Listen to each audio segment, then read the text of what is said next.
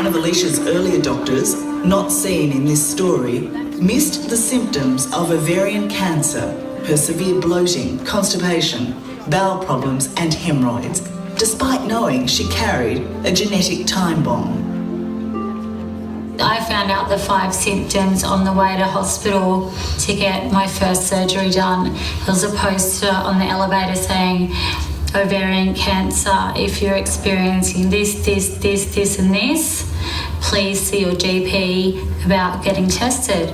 There are the 5 things I was complaining to my GP about for 6 weeks, and he didn't pick up on it.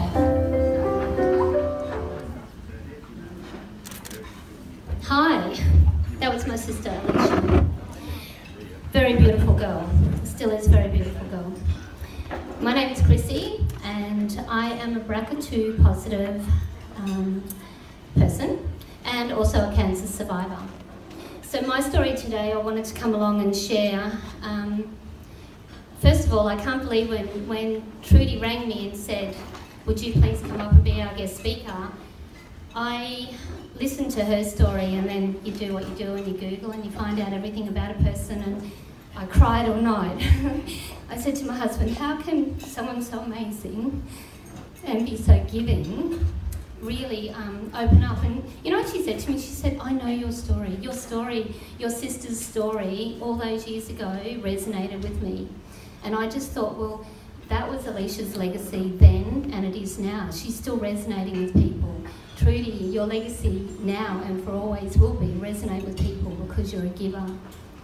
And sadly, you know, the most kindest of hearts are put to the test, but that's life. I wanted to start off with saying that our lives are catalogued by dates and milestones. It used to be birthdays and calendar celebrations for us, as with most people here, but the last few years our calendars started to fill up with dates of diagnosis, surgeries, treatments, deaths and memorials. Never again will it be just birthdays and celebration dates for me.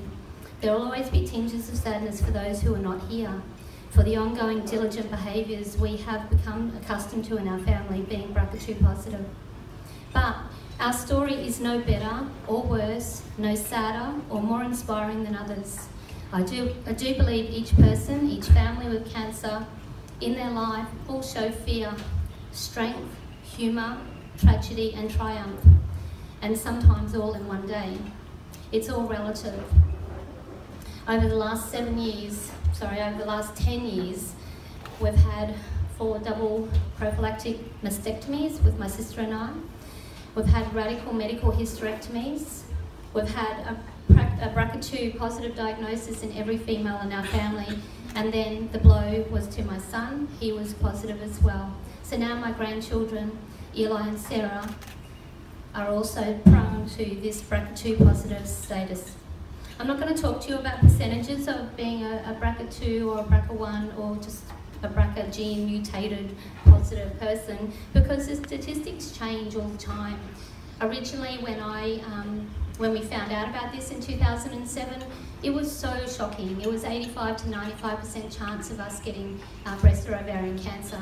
And with those statistics, those odds, it was really, it was a no-brainer. We went in and we did the preventative surgeries, which, by the way, unfortunately back then were considered elective. So you had to pay for the privilege, which is really unfortunate. But science is always ahead of the medicine, and unfortunately when we have this knowledge of the science and the medicine hasn't caught up, we always have people like Trudy or my sister that have to be the face of the tragedy in order to push the message and champion the cause. So, you know, Ovarian Cancer Australia, what they're doing with such a small team is, you know, nothing less than miraculous, because 14 people in their team and they are touching people worldwide. Sure, they weren't there for Trudy when she first found out, but that was because there isn't enough funding in the world to have a clinical nurse based in every hospital to hold the hand of an ovarian cancer patient when she's first given that diagnosis. But there will be, so it just takes small steps, and that's what happens. Alicia was diagnosed, she was misdiagnosed actually for 6 weeks. She was treated for a compacted bowel, irritable bowel syndrome, you know, heavy on the turds, bad diet, this, that and the other.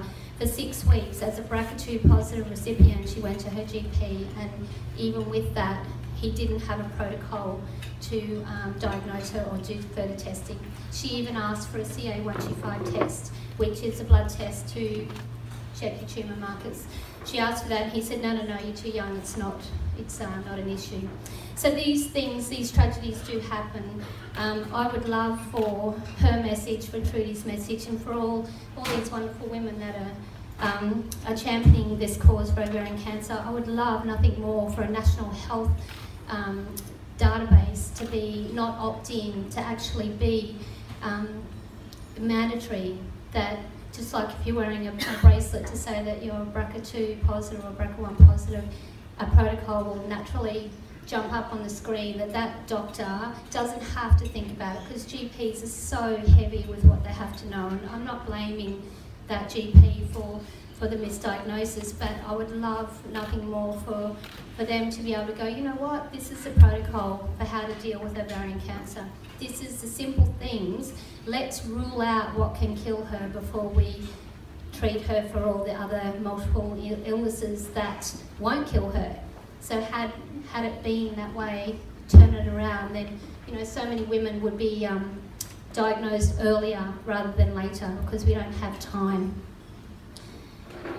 I have a massive little bits and pieces of notes here. I'm not a speech writing person, but there is a couple of things that I wanted to get across.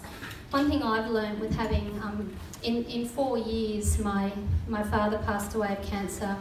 The next year, my sister passed away of cancer. The following year, my mother passed away of cancer. Unfortunately, all in the same, unfortunately, all in the same month. So we all have April each year that we kind of have lockdown time. And then I got cancer. So it became 4 and 4 years, and it was a life, it just consumed your life. It became, everything was no longer about, I can't even remember the birthdays of my kids and grandkids at the moment, but you'll always remember your oncology appointments or your radiation appointments or the anniversary of your mother's death or your sister's death. So, these things, it does change, but Mum always felt guilty that she passed down this gene. It came maternally down the line. But you know what? We always said to her, with all the faulty, messed up genes you did give us, she also gave us the genes of strength and resilience. And so that's why you're able to stand up and to share the message. And Sue said, Sue from Ovarian Cancer Australia said, that must take it out of you, talking about your sister and talking about your mum and your dad. Sure, it takes it out of you, but when you make a decision as a family to go all in and tell the story, just like Trudy's family, you've gone all in, you go all in, and you're all in forever. It's not like you can just say, I'm over talking about this now. And I think it gives you, if there's something you can do, then it makes it a little bit more palatable to be able to talk about. If I was doing this for no other reason, then I don't think I could cope. I think that the thing that we want to champion is not only the awareness of ovarian cancer, but for me personally, I would love to see more support given to the optimal health program that Ovarian Cancer Australia is running, and have that protocol and procedure in every single medical centre. I still go to my medical centre on the Gold Coast, and there's over 30 doctors in that medical centre, and there is still not a poster on the wall to say these are the signs of ovarian cancer. I can't believe that. And my sister, the first time she saw that was when she was going up to surgery for her debulking surgery, and it was on the elevator wall. Why at this time that we still don't have those posters on the wall? And it's because there's not enough awareness. Ovarian Cancer Australia hasn't got the media profile yet, or the profile that Breast Cancer Australia has. But that's okay, we're going to get there, and it just means that they need to have lots of minions on the ground to do a lot more work that they can't actually do, and that's what Trudy's doing now. And when I landed yesterday into Mackay, and I've had the choice of going lazing around the pool or go and hang out with Trudy, and I thought I really want to go meet this woman whom I've never met but felt like I knew my whole life after one phone call. But you all know that, she's that kind of person. I didn't. So when I turned up at the hospital and she's hooked up to a Verve and she's having meetings here and she's talking about this and she's multitasking as women do best. But then I thought, no, I want to hang out, I want to learn about what she does and what your community does and what I can then go home and do more of on the Gold Coast for Ovarian Cancer of Australia. And you know what, when I left there, I thought, what's my learning today? Because we need to learn something every day. And my learning today was, Trudy taught me to let go of the fear and keep moving. Because fear paralyses us. And when we have fear and we are paralysed, we're not moving. And so Trudy said, I haven't got time, I'm just going to keep moving. So there's no fear. And so I think that's the message for all of us. Live your life with no fear and just keep moving. And I think,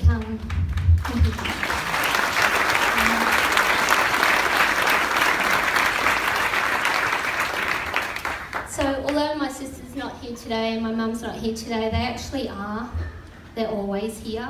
I said to my husband when I was outside, I get really nervous about talking in front of so many people. And so I was out there and he was giving me a bit of a pep talk and I just said, I don't know where this is taking me. Always keeps popping up. You think that you're over it, and I've had 10 years, everyone's died, I'm cancer free now, let's just have a rest. Let's get bored, let's have normality. And he said, this is your normality. This is your journey, this is your path, and you can't not be on that trip. You just got to be on that trip.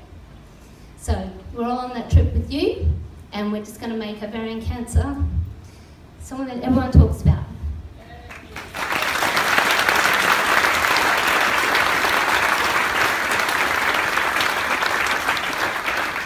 So with that, there's just one other thing I wanted to share with you, because there is this thing of survivor guilt that everyone feels at some point in their life. It might be a family member, or it might be a friend, or it might be you're just one of those hearts that you see that you cry the Kleenex tissue ads on TV, and you have this, oh, that should have been me, and I wish I could help.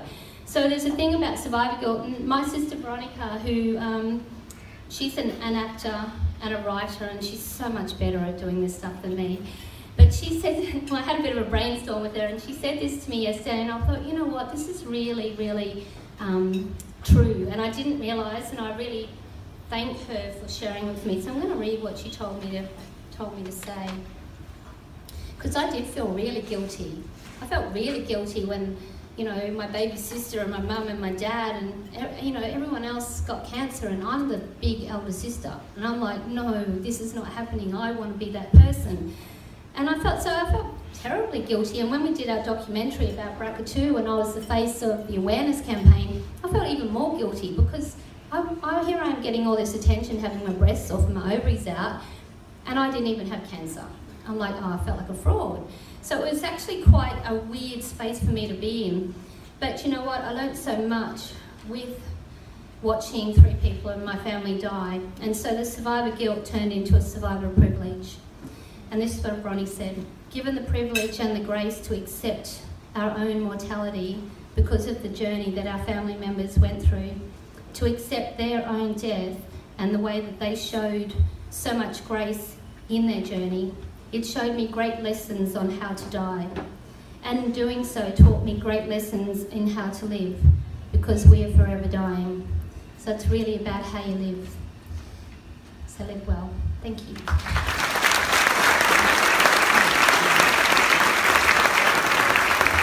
Thank you so much to Chrissy Pinkins. Isn't she inspirational? Absolutely. And to Trudy and to everybody else, you guys are working hard. You guys are making